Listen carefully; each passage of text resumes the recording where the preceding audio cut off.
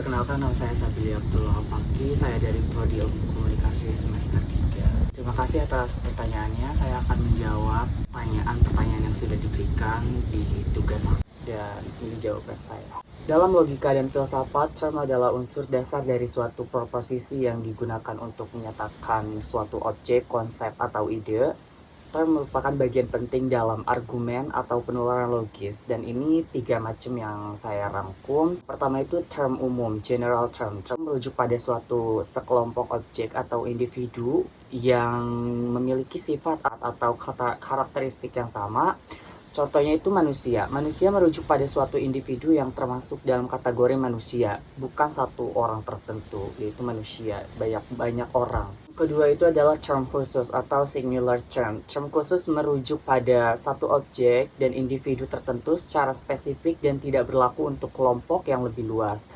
Contohnya scourge. Scourge menunjuk pada satu orang tertentu dalam sejarah filsafat. Ketiga adalah macam term konkret. Term konkret adalah term yang menunjuk pada objek atau sesuatu yang bisa dapat ditangkap oleh panca indera.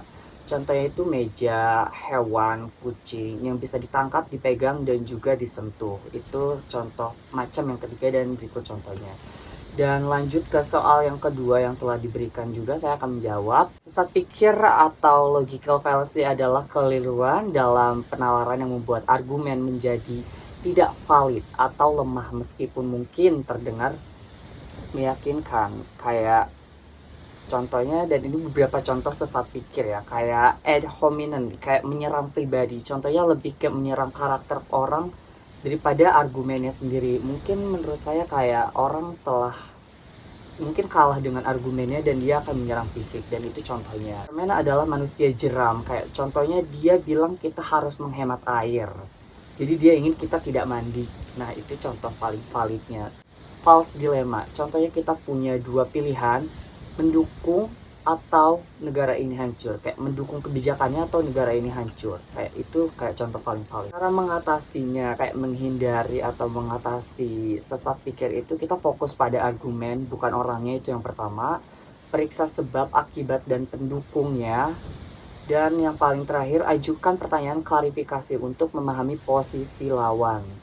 Jawaban yang saya buat untuk pertanyaan-pertanyaan yang telah diberikan. Dan sampai jumpa di next tugas.